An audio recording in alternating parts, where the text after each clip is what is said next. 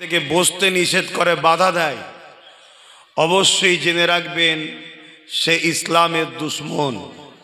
যদি মুসলিম সূরাতে হয় তাহলে সে মুসলিম সূরাতে মুনাফিক। অতএব তাদের কথা মানা আমাদের জন্য হারাম, চলবে না যদি তুমি মুসলমান হও। আর যদি মুসলমান না হও তা আলাদা কথা বাপ, তোমার ধর্মলে তুমি থাকো, এতে আমার কোনো যায় আসে না। যে যার ধর্ম করবে, ঠিক না বেঠিক? যার বিশ্বাস, যার আস্থা, যার ভালোবাসা তার কাছে, এতে আমার কোনো রকম আলোচনা সমালোচনার কোনো কিছু বিষয় নাই। কিন্তু আপনি দাবি করবেন আমি ইসলামের অনুসারী আর কাজ করবেন শয়তানের, ওটাকে মেনে লিয়া যাবে না। কেন? আপনার জন্য আমার ইসলামের গায়ে দাগ লাগানো হচ্ছে, আপনার জন্য আমার ইসলামকে লোক ছোট বড় কথা বলবে, এটাকে কখনো মেনে লিয়া যাবে না। আপনি ঘোষণা দিয়ে দেন যে আমি ইসলামের নয়।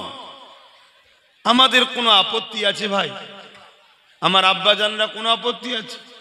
পৃথিবীতে 700 কোটির ওপরে মানুষ আছে, 200-250 কোটি হলো মুসলমান, বাকি সব অমুসলিম। আমাদের কোনো অসুবিধে হচ্ছে ভাই?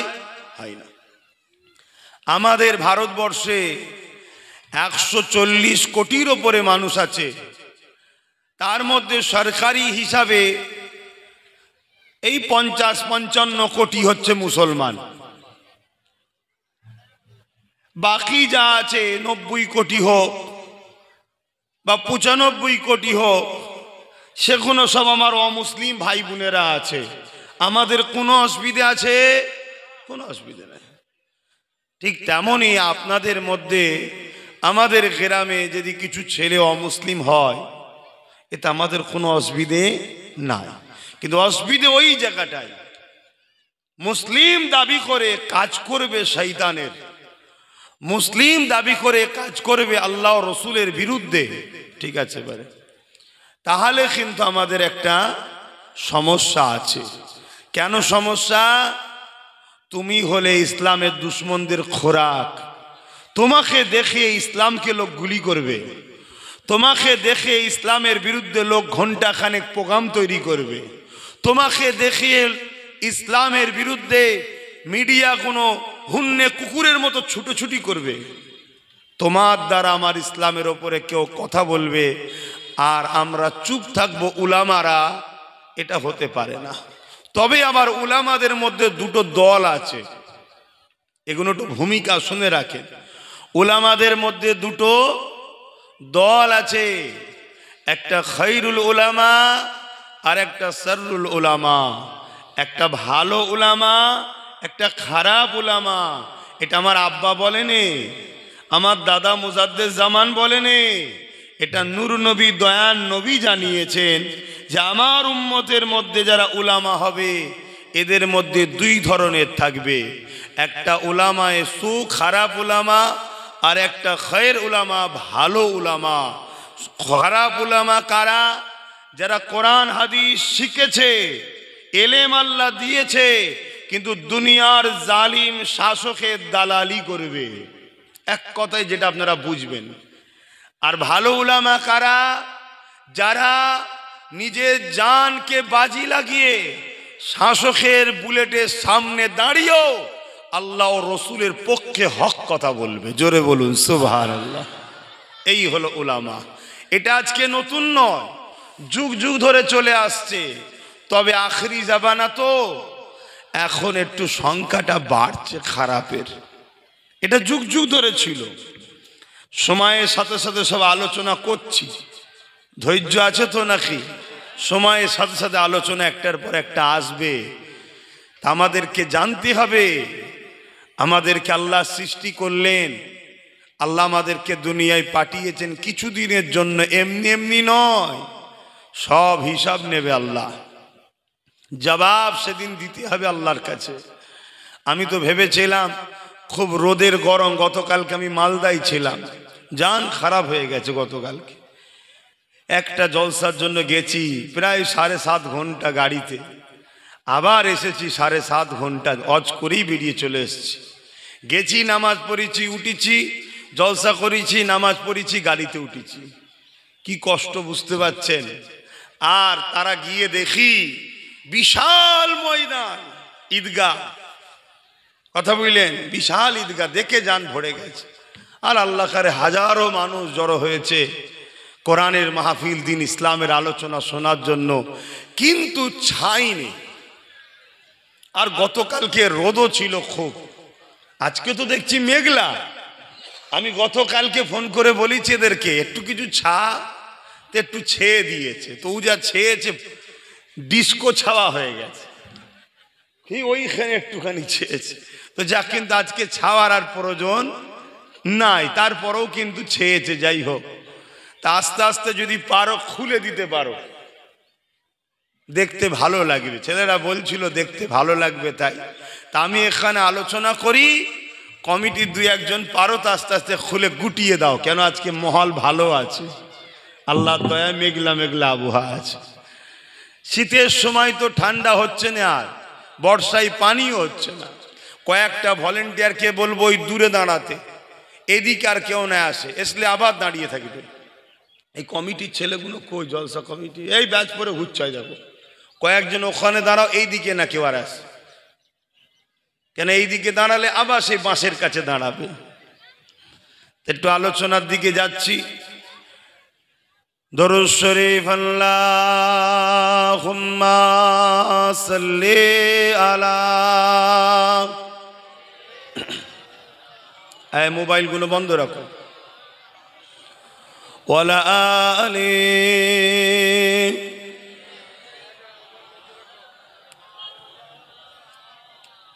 দুঃখ, খুব দুঃখ, নবীর ওপর দরুদ পড়ছেন, গলার আওয়াজ নেই কেন?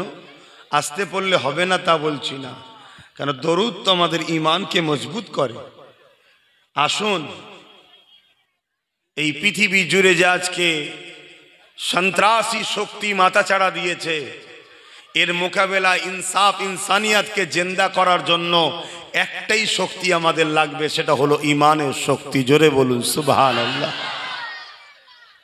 তাই ঈমান নবীর প্রেম ও আদবের নাম, তাই দরুদ বেশি বেশি করে পড়ুন। আমাদের ঘরে ছেলেদের তো অন্তরে নবীর প্রেম কমে গেছে, তাই তো আজকে আমরা পথভ্রষ্ট হয়ে যাচ্ছি। আসুন, আপনারা বসেছেন যখন, একটু মহাব্বতে দরুদ পড়েন। আল্লাহুম্মা সাল্লি আলা,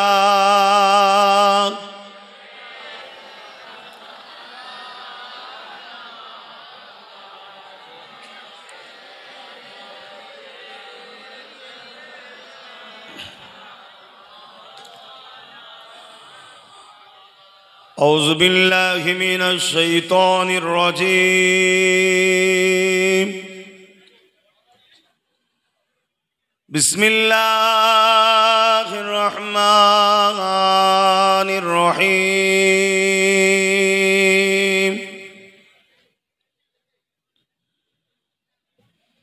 الحمد لله، الحمد لله نحمده ونستعينه ونستغفره ونؤمن به ونتوكل عليه ونعوذ بالله من شرور أنفسنا ومن سيئات أعمالنا.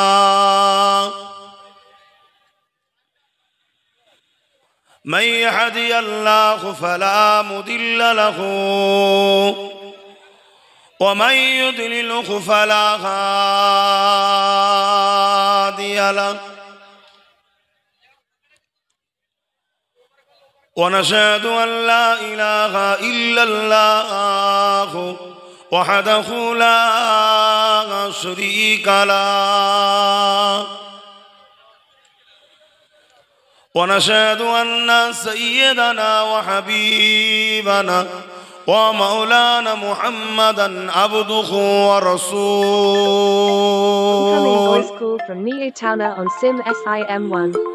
أما بعد فيا أيها الحاضرون رحمكم الله. قال الله تعالى في كلام المسيد الفرقان الحميد إن الله وملائكته يصلون على النبي يا أيها الذين آمنوا صلوا عليه وسلموا تسليما اللهم صل على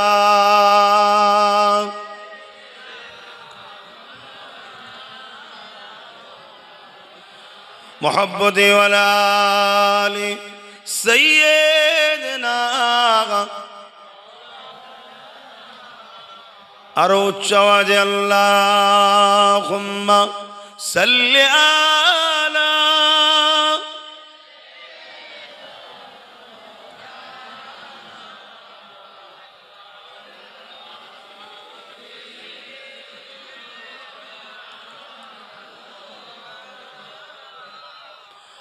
शदा है महशर में लब्बाई लब्बाई जहाँ उम्मतों ने पुकारा मुहम्मद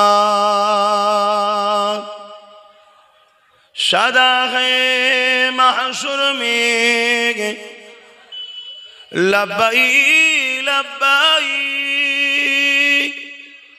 जहाँ उम्मतों ने पुकारा मुहम्मद हमें जानो दिल से प्यारा मुहम्मद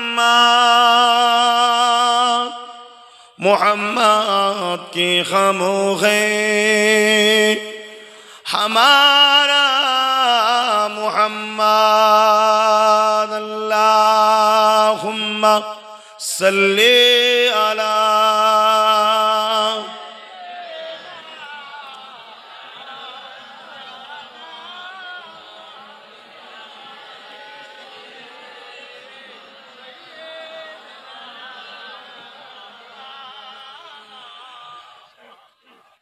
मददगार जिसी का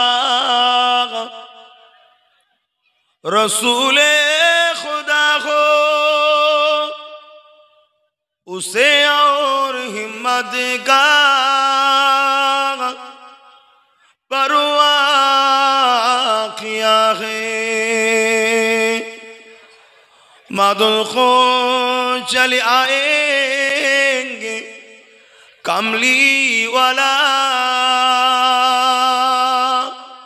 डूबते डूबते ही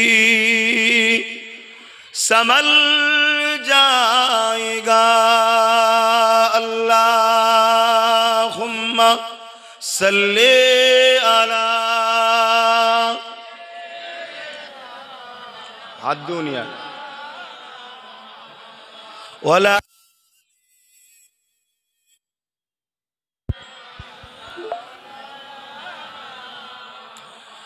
कलमे ला इलाहा इल्लल्लाह ला इलाहा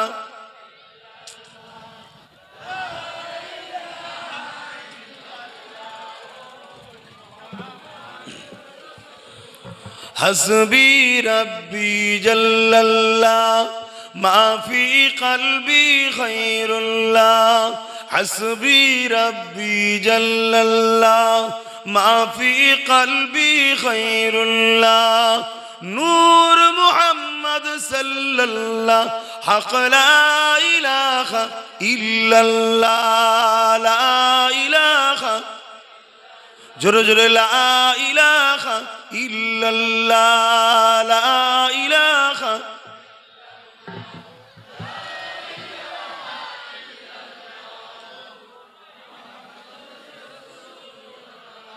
বাপজানেরা, আজ থেকে 6-7-10 বছর আগে মানুষ এভাবে কিন্তু যুবকরা মাহফিলে বসতো না।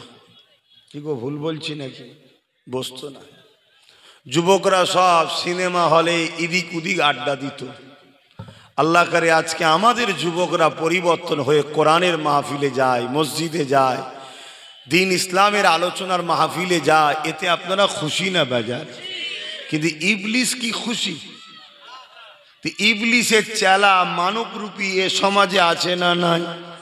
তারা কখনো চায় না যে আপনারা কোরআনের মাহফিলে যান, কখনো চায় না তারা দিন ইসলামের আলোচনায় যান। তারা চায় আপনারা গানে যান, যাত্রায় যান, জুয়ায় যান, সিনেমায় যান। কেন? আপনারা যত এইদিকে যাবেন তাদের ফায়দা হবে।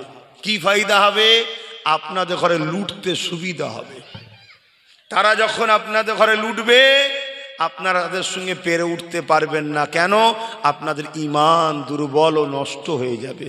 আর ঈমান ছাড়া কখনোই অন্যায় জুলুম অত্যাচারকে খতম করা যায় না, ঈমানের পাওয়ারে করা যায়।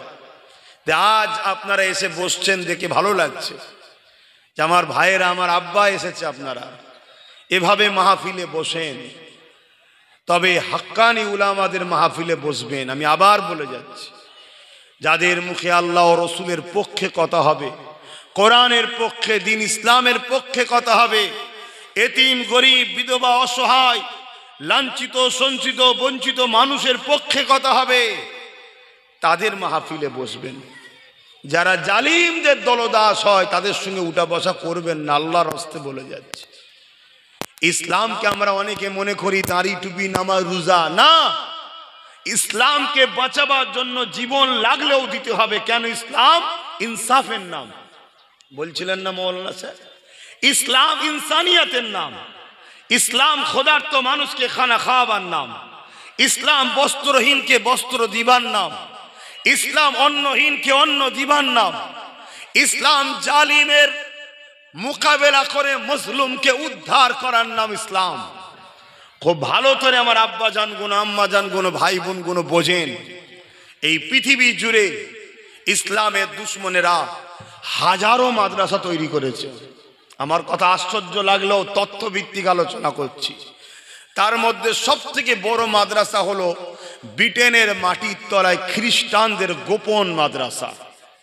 অলরেডি সেটা পেপারে প্রকাশিত হয়েছে। এই পৃথিবীতে হাজারো মাদ্রাসা চলে, তার সিলেবাস মদিনাওয়ালার নয়, তার সিলেবাস হলো ওয়াশিংটন থেকে তৈরি করা হয়। আপনারা গুগলে গিয়ে সার্চ করবেন, আপনারা এই তথ্য সব পেয়ে যাবেন। দুনিয়া তো এখন হাতের মুঠোর মধ্যে, মোবাইলে সব রয়েছে। একটু বাবাজির কথাকে মন দিয়ে শুনে যান। আমরা যদি দাড়ি, টুপি, নামাজকে ইসলাম শুধু মনে করে নিই, তাহলে আমরা ক্ষতিগ্রস্ত হচ্ছি, আমাদের বাচ্চারা আরো বিপদগ্রস্ত হবে। ইসলাম দুটো পাট্টির উপরে দাঁড়িয়ে আছে। ন্যায়কে প্রতিষ্ঠিত করো, অন্যায়কে মিটিয়ে দাও। ন্যায় কোনটা, অন্যায় কোনটা? মা আতাকুমুর রাসূল ফাখুযুহু ওয়া মা নাহাকুম আনহু ফান্তাহু। আল্লাহ কালামুল্লাহ শরীফের মধ্যে বলছে, আমার হাবিব যেটা আদেশ করেছে ওটা ন্যায়, যেটা নিষেধ করেছে ওটা অন্যায়। ক্লিয়ার? তাহলে এটা আমাদের সবার কাজ। এবারে আমার নবী কি আদেশ করেছে, কি নিষেধ করেছে, এটা আমাদের জানতে হবে। আল্লাহ নবী সর্বপ্রথম আদেশ করেছে লা ইলাহা ইল্লাল্লাহ, নেই কোনো ইলাহা এক আল্লাহ ছাড়া। এই জমিন, এ আসমান, এ কায়নাতের একজন খালেক ও মালিক, যিনি গতকালকে কত চড়া রোদ রেখেছিল, আজকে যিনি একটু মেঘলা আবহাওয়া রেখেছে। জানি না আগামী দিন আবার কি হবে। যিনার ইশারাতে এই বিশাল আসমান বিনা খুঁটিতে রয়েছে, যিনি আমাদেরকে আশরাফুল মখলুকাত করেছে। সব থেকে বড় বিষয় আজকের দিনে, যিনি আপনাদের মতো মানুষগুলোকে ভুল করার পরও আমাদেরকে জান্নাতের বাগানে নিয়ে এসে ছোট ছোট গুনাহগুলো মাফ করিয়ে দেবেন। জোরে বলুন সুবহানাল্লাহ। এখানে যতজন যুবক বসেছ আজকে বলে যাচ্ছি, শোনো, তোমাদের যত ছোট গোনা ছিল আজকে মাফ হয়ে যাবে। জোরে বলুন সুবহানাল্লাহ। কেন? তোমরা আব্বাস সিদ্দিকীর কথা শুনতে আসনি, আব্বাস আল্লাহ রসুলের কথা বলবে ওটা শুনতে এসছো। তোমরা আমার জন্য কেউ আসনি। কেন? আমি কোনো লিডার নেতা নয় যে না এলে তোর ঘর দুবুনি। তোমরা এসেছো মদিনাওয়ালা কামলিওয়ালার কথা শুনতে এবং আল্লাহকে খুশি করতে এসেছো। জোরে বলুন সুবহানাল্লাহ। অন্য দিন কি করো জানি না, আজকে তোমাদের এই বসাতে আল্লাহ খুশি ও রাজি হয়ে গেছে। জোরে বলুন সুবহানাল্লাহ। তো সংক্ষেপ সময়, কেন শীতের বেলা বেশি বেলা থাকে না, সামান্য সময়ের মধ্যে আপনাদের কাছে বর্তমান আজকে যে বিষয়গুলো চলছে তাম বিশ্ব জুড়ে কোরআনের বিরুদ্ধে, আল্লাহর বিরুদ্ধে, রসুলের বিরুদ্ধে, দ্বীন ইসলামের বিরুদ্ধে যেভাবে ষড়যন্ত্র চলছে, এই বিষয়টা কি নতুন না আগেও হয়েছিল? একটু আওয়াজ দিয়ে বলবেন, আগে হয়েছে না হয়নি? আল্লাহর বিরোধীকারী কি আজকে জমিনের ওপরে প্রথম? অথচ আমার আল্লাহ তাকেও বানিয়েছে, তাকেও খাওয়ায়, কিন্তু আল্লাহ ছাড় দিয়েছে, ছেড়ে দেয়নি। আল্লাহর সব থেকে বড় বিরোধীকারী ছিল নমরুদ, ফেরাউন, যাদেরকে আল্লাহ ক্ষমতার এত বড় আসনে বসিয়েছিল, পৃথিবীর রাজা করেছিল নমরুদকে। হতবাগা নমরুদ রাজ ক্ষমতার জোরে আল্লাহর বিরোধী করেছে না করেনি? ডাইরেক্ট বিরোধী করেছে। আজ তো আমরা দেখছি রাজ ক্ষমতার লোকেরা কিছু লোককে পিছন থেকে সাপোর্ট দিয়ে বিরোধী করাচ্ছে, ঠিক না বেটি? ডাইরেক্ট এখনো আসেনি, আসবে সামনে, যদি আমরা গাফলুতি করি। কেন? তারা জানে আমাদেরকে মিটাতে গেলে ঈমান নামক পাওয়ারটা প্রথম সরাতে হবে। তাদের কাছে 4টে পাওয়ার আছে। তাদের কাছে ম্যানি পাওয়ার আছে, ম্যান পাওয়ার আছে, মাসুল পাওয়ার আছে, এবং পৃথিবী জুড়ে তাদের সংগঠিত ম্যান্ডেট পাওয়ার তাদের কাছে আছে। কিন্তু আমাদের কাছে ম্যান পাওয়ার নাই, মাসুল পাওয়ার নাই, মানি পাওয়ার নাই, কিন্তু ম্যান্ডেট পাওয়ার, রাজ ক্ষমতাও নাই।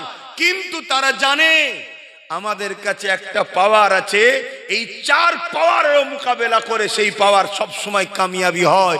ওই পাওয়ারটার নাম হলো ঈমানের পাওয়ার। জোরে বলুন সুবহানাল্লাহ, আরো চিৎকার দিয়ে বলুন সুবহানাল্লাহ। হতে পারি আমি গুনাহগার, হতে পারে আমরা অনেকে নামাজ কাজা করে ফেলেছি, হতে পারে আমাদের অনেকের মাথায় টুপি নেই, হতে পারে আমরা হালকা বয়সে একটু ভুলভাল করে ফেলি, কিন্তু যদি আমাদের হৃদয়ে আল্লাহ রসুলের মহাব্বত আদব সবার আগে থাকে, হতে পারে আমরা বিভিন্ন দল করি, হতে পারে আমরা বিভিন্ন কাজকামের মধ্যে আছি, হতে পারে আমরা বিভিন্ন জায়গায় বসবাস করি, কিন্তু সবকিছুর আগে যখন ইসলাম, কোরআন ও আল্লাহ ও রসুল আমাদের হৃদয়ে থাকবে, জানবেন আমাদের মধ্যে ঈমানের পাওয়ারটা কিন্তু আছে। জোরে বলুন সুবহানাল্লাহ। তখন পৃথিবীর সব অপশক্তি আমাদেরকে মিটাতে চাইলো, মিটাতে পারেনি, তারা মিটে গেছে। তাই তারা আজও ডাইরেক্ট আসেনি, পিছনে অর্থ হোক, অস্ত্র হোক, বিভিন্ন সহযোগিতা দিয়ে ইসলামের বিরুদ্ধে এবং আমাদের ঈমানকে লুটার জন্য কোটি কোটি টাকা খরচ করে ইসলামের ধর্মগুরু সাজিয়ে আমাদের সমাজে ঘোরাচ্ছে। তাদের কাজ কি? তারা আমাদেরকে মারবে না, তারা আমাদেরকে বুঝিয়ে বাজিয়ে আল্লাহ ও রসুলের প্রেম ও আদব থেকে সরাবে, নবীর প্রেম ও আদব থেকে সরাবে। তারা আমাদেরকে কোরআনের পক্ষে আন্দোলন করা থেকে বিরত রাখবে। তারা আমাদেরকে দ্বীনের ব্যাপারে কোনো জালিম কিছু কথা বললে তারা আমাদেরকে বলবে একটু মিনিয়ে জুনিয়ে চলতে হয়, কি করা যাবে, এভাবে আমাদেরকে তারা দমিয়ে রাখবে। শুনছেন তো নাকি? মনে রাখবেন, এ জীবন কখনো চিরস্থায়ী নয়। কথা কোনো মন দিয়ে শোনেন, কেন আজকে যে সময় এসেছি, এ সময় শুধু অখিয়া ঘটনা বলার সময় আর নয়। হ্যাঁ, হকিয়া ঘটনাও শোনাবো, কারণ ইতিহাস ঘটেছে নতুন প্রজন্মকে শিখাবার জন্য। কারবালা হয়েছে, কিয়ামত পর্যন্ত উম্মতে মুহাম্মাদীকে শিখাবে বলে, আরে তুই তোর জানের ময়া করিসনি, নবীর খানদানের আওলাদ হয়ে ৭২ জনকে কারবালায় শহীদ করেছে হকের জন্য, আল্লাহর জন্য, দ্বীনের জন্য। জোরে বলুন সুবহানাল্লাহ। এই ইতিহাস এজন্য ঘটে আমাদেরকে শিক্ষা দেবে বলে। খুব ভালো তারে তাই কথাগুলো মন দিয়ে শোনেন। তাই আমাদের দুই দিক দিয়ে দুশ্মনী এখন হচ্ছে। একদল লোক পিছনে শাসকের হাত আছে, তারা সেই শাসকের শক্তি নিয়ে আমাদের বিরুদ্ধে লেগেছে। তার ছোট্ট একটা নমুনা আপনাদের দেবো, বুঝবেন। ছোট্ট একটা নমুনা। কোন মুসলমান দাড়িওয়ালা টুপিওয়ালাকে যদি ধরা হয়, ডাইরেক্ট বলা হবে এ জঙ্গি, এ আতঙ্কবাদী। 10 বছর পর প্রমাণ হচ্ছে না, তথ্য ভুল ছিল। আর গত কয়েকদিন আগে মুর্শিদাবাদে রেল লাইনের পাট্টিতে বোম দিচ্ছিল, ডাইরেক্ট ভিডিও সহ ধরা পড়লো। তাদেরকে ছেড়ে দেওয়া হলো, কারণ কি? তারা মুসলমান নয়। কথা মাথায় ঢুকছে না? ঢোকে না? আজকে যদি কোনো মুসলমান, এই দুটো ছেলে যদি হতো, পুরো মিডিয়া আজকে তোর পার করতো, পুরো মিডিয়া তোর পার করতো। তারপরে আজকে একদল রাজনীতির লোকেরা আছে, বুঝতে পারছো, যারা দেশটাকে শেষ করছে, ওরা তো পুরো দুনিয়া তোর পার করে ফেলতো। কিন্তু আজকে ছেড়ে দিল না, দিল না। তাহলে আজকে বড় প্ল্যান, বুঝতে পারছেন যে এদের পিছনে শাসকের হাত আছে। তাই এরা অন্যায় করার পর, ধরা পড়ার পরও সঙ্গে সঙ্গে জামিন হয়, খালাস হয়ে যায়। আর মুসলমান ঘরের ছেলে, সে যদি দেশপ্রেমিকও হয়, তাকে যদি সন্দেহ করে নিয়ে যাওয়া হয়, 10 বছর ধরে তাকে তদন্ত করার পর বলা হয়, তাও একটা ছোট্ট পেপারের এক কোণে বেরোবে না ও নির্দোষ ছিল। আমার কথাই কি অসুবিধা হচ্ছে আপনাদের? অকিয়া শোনাবো, দাঁড়ান না বাপ, অকিয়া শোনাবো। আমি প্রথম দুশ্মনগুলোকে একটু চিনাই। তবে মনে রাখবেন, এটা নতুন নয়। যুগে যুগে এইভাবে ইসলামের ওপরে ও ইসলামের অনুসারীদের ওপরে যুগে যুগে এইভাবে জুলুম অত্যাচার হয়েছে, কিন্তু কখনো আমাদেরকে তারা পরাজিত করতে পারেনি। জয় আমাদেরই হয়েছে। জোরে বলুন সুবহানাল্লাহ। কিন্তু আজ তারা রিসার্চ করে দেখছে এই জয়ের পিছনে কারণ কি। ক্ষমতা আমাদের হাতে, মানি পাওয়ার আমাদের হাতে, ম্যান পাওয়ার আমাদের হাতে, প্রশাসনের পাওয়ার আমাদের হাতে, ম্যান্ডেট পাওয়ার আমাদের হাতে।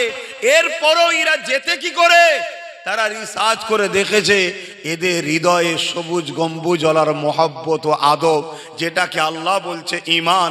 এই ঈমানের পাওয়ারে এরা দুর্বল হওয়ার পরও এদেরকে আল্লাহ জিতায়। জোরে বলুন সুবহানাল্লাহ, আরো জোরে বলুন সুবহানাল্লাহ। তাই আজকে বড় ছলে কৌশলে আমাদেরকে একদল আলেম উলামা বক্তা মলি সাহেবদের দ্বারা ঈমানকে লুটা ষড়যন্ত্র চলছে। কিভাবে লুটছে? দুই ভাবে লুটছে, দুই ভাবে। এক হলো নবীর মহব্বত ও আদব আমাদের হৃদয় থেকে বার করছে। এটা বেরিয়ে গেলে ঈমান থাকবে? আর বলুন, একটু আওয়াজ দেন। থাকবে না। আমার ভাইগুলো সব অনেকে দাঁড়িয়ে রাখেন, মাথায় টুপি নেই, কিন্তু কেউ কাফের বেঈমান বলতে পারবে? কথা বলে। কিন্তু তাহাজ্জুদ পড়ে, 5 ওয়াক্ত নামাজ পড়ে, কিন্তু নবী পাক সাল্লাল্লাহু আলাইহি সাল্লামের মহব্বত ও আদব দিলে নাই। তার মধ্যে ঈমান আছে? ঈমান নাই। এ গুনাহগার, বেঈমান নয়। আর সে দেখতে নামাজি লাগছে, দেখতে মুফতি লাগছে, দেখতে বক্তা লাগছে, দেখতে স্কলার লাগছে, দেখতে তাফসীর পড়ায়, বুখারী পড়ায়, বড় পণ্ডিত, কিন্তু নবী না থাকার জন্য ইসলাম ওকে কাফের ঘোষণা দিয়েছে, চির জাহান্নামী। আর আমার যুবক আজ গুনাহ করছে, কাল হতে পারে ও নামাজি হবে, রোজাদার হবে, দাড়িওয়ালা হবে, তওবাকারী হবে, হাজি হবে, কলেমা পড়তে পড়তে আল্লাহর জান্নাত যাবে, কেন নবী ওর দিলে আছে। জোরে বলুন সুবহানাল্লাহ। এরপরেও কোনো কারণে যদি এরা ভুল করে জ্বলেও যায়, আল্লাহ চাইলে ময়দানে মাহশরে মাফ করতে পারে না? পারে না? ওয়াদা করেছে না করে না? তাহলে আমি বলতে পারি না যে তোকে মাফ করবে না, কেন? তুমি আমার বান্দা নয়, আল্লাহর বান্দা। কিন্তু যদি আল্লাহ মাফ নাও করে, জাহান্নামে যাবে, শাস্তি খাটবে, অন্যায় করেছে। ঈমান থাকার দরুন একদিন না একদিন জান্নাতে যাবে। কিন্তু ওই দিকে যার দিলে নবী নেই। তাহলে এই একটা কায়দায় আমাদেরকে শেষ করা হচ্ছে বেঈমান। আর একটা কায়দায় বেঈমান করা হচ্ছে। কি কায়দায়? ইসলামের দুশ্মনদের সাথে সাপোর্ট করানো হচ্ছে। ইসলামের দুশ্মনদের ঘরে সাপোর্ট করানো হচ্ছে। যারা কোরআন মিটাতে চায়, যারা মাদ্রাসা মিটাতে চায়, যারা মসজিদ মিটাতে চায়, যারা ওয়াকাফকে মিটাতে চায়, বড় প্ল্যান করে তাদেরকে শক্তিশালী করার ষড়যন্ত্র চলছে। বলুন, ইসলামের দুশ্মনকে শক্তিশালী করলে তারা শক্তিলে ইসলামের উপরে আঘাত করবে না করবে না? ইসলামের শক্তিলে তারা তাদের শক্তিলে ইসলামের মসজিদ ভাঙবে না ভাঙবে না? মাদ্রাসা ভাঙবে না ভাঙবে না?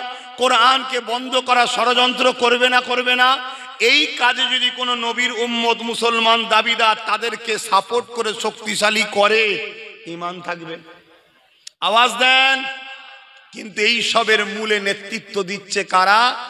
একদল তথাকথিত সুরাতে সকলে মৌলানা, ওই সররুল উলামা, খারাপ উলামারা আজকে